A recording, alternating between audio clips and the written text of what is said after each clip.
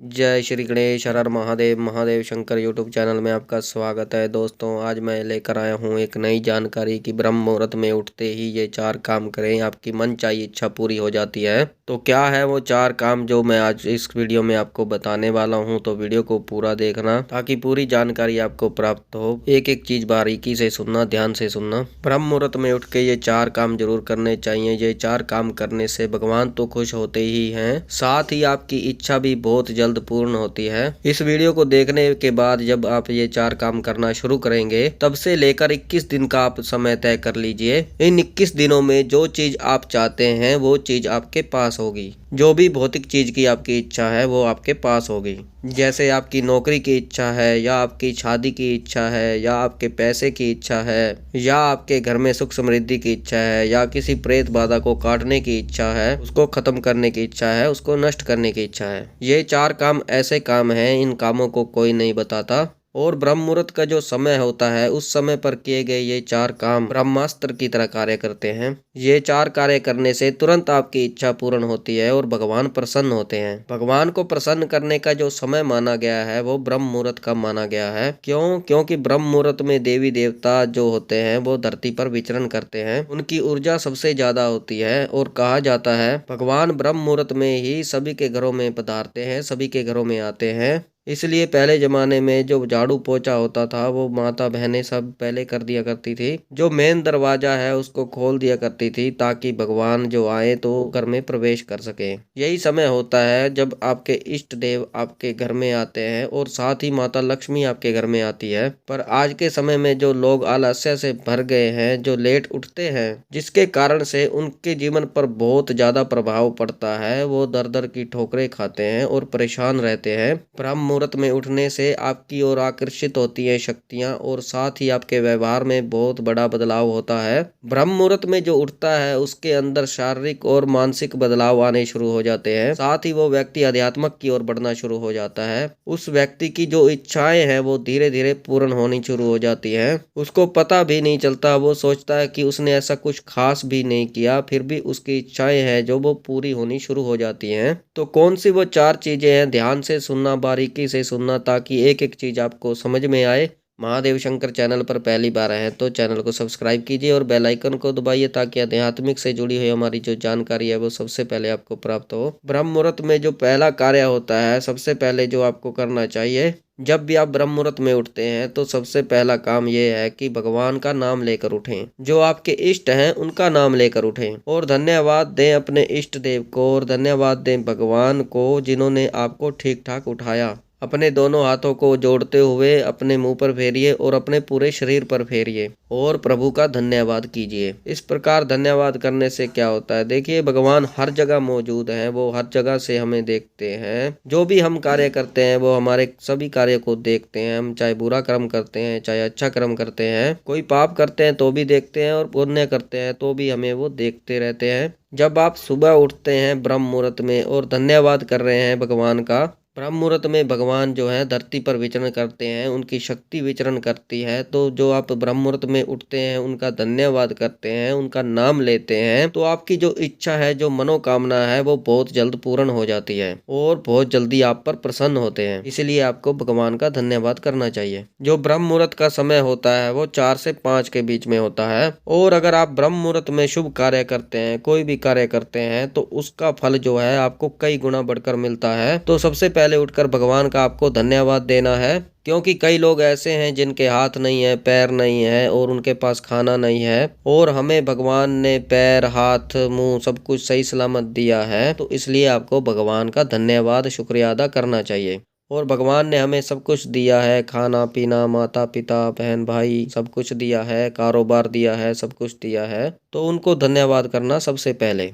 दूसरा कार्य जो आपको करना है, अपने माता पिता को धन्यवाद करना है और उनको प्रणाम करना है कि वो आपको इस दुनिया में लेकर आए। माता पिता को धन्यवाद करना है जब आप बिस्तर पर हैं। माता पिता की जय बोलनी है कि मेरे माता पिता की सदा ही जय। क्योंकि पहले माँ बाप हैं, भगवान को भी माँ बाप का पहले सहारा लेना पड़ता है। इस धरती पर अवतार लेने के लिए पिता का सहारा लेना पड़ता है ताकि वो ज्ञान प्राप्त कर सकें। क्योंकि भगवान खुद कहते हैं कि जो माता पिता का ऋण है कोई भी व्यक्ति उसको चुका नहीं सकता, उसको उतार नहीं सकता माँ के ऋण को। और इसीलिए हम अपने पितरों को मनाते हैं और इसीलिए हम दान पुण्य करते हैं और इसीलिए हम अपने माता पिता की सेवा करते हैं, क्योंकि उन्होंने हमारे जीवन को संवारा है। ये दूसरा कार्य है। और अब तीसरा कार्य ये होता है कि जब भी आप बिस्तर से उठें, धरती पर पैर रखें, तो आप सीधा पैर अपना धरती पर रखें, धरती पर सीधा पैर रखें और धरती माता को प्रणाम करें। 3 बार प्रणाम करें कि हे धरती माता, आपने हमें अपनी धरती पर स्थान दिया। ये सब जो कार्य मैं आपको बता रहा हूँ ये एक साधक के कार्य होते हैं।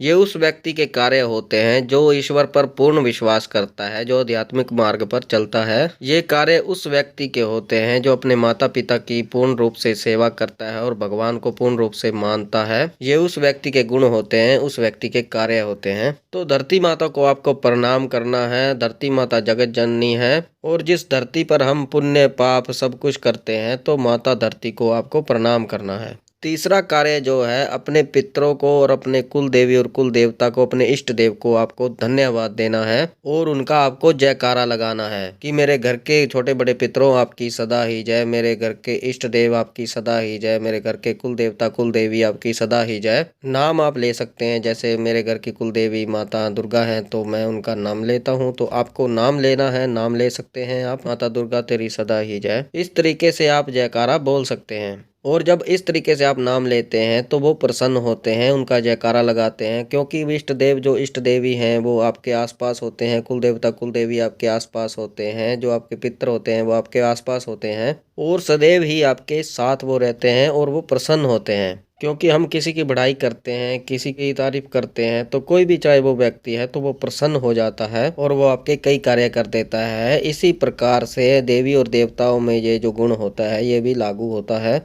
जैसे आप किसी देवी या देवता को बुलाते हैं, जैसे आप माँ को बुला रहे हैं, माँ को बोलना है माँ जगत जननी, है माँ अपने भक्तों पर कृपा करने वाली है दयालु माँ, अपनी संतानों को अपने भक्तों को अपनी छत्र छाया में रखने वाली है दयालु माँ, एक करुणामयी माँ, तो वो बहुत जल्दी आती है, बहुत जल्दी वो प्रसन्न होती हैं। इसलिए ये कार्य जरूर करें। उसके बाद में आपको जब जयकारा लगा लें, जब उनका आप नाम ले लें, तो फिर आपको हाथ जोड़कर आपको अपनी प्रार्थना करनी है भगवान से, जो आपके इष्ट हैं, जो भी आप चाहते हैं। जैसे आप किसी मुसीबत में, चाहे आपकी कोई भी इच्छा है, कोई भी आपकी मनोकामना है, तो आप जैसे प्रार्थना करेंगे, जैसे एक व्यक्ति आपकी बात सुनता है, उसी प्रकार से देवी देवता आपकी बात सुनते हैं। तो जो भी आपके मन में है, जो भी आपकी इच्छा है, वो सभी आपको भगवान को बोल देनी है। जैसे कि मैं इतना परेशान हूँ, ये मेरी परेशानी है, ये खत्म होनी चाहिए, मेरी ये दिक्कत आर्थिक तंगी दूर होनी चाहिए, ये मेरी परेशानियाँ दूर होनी चाहिए, मेरी नौकरी लगनी चाहिए, मेरा घर नया मिल जाना चाहिए, ये काम वो काम, जो भी आपने बोलना है वो सभी बोल दीजिए।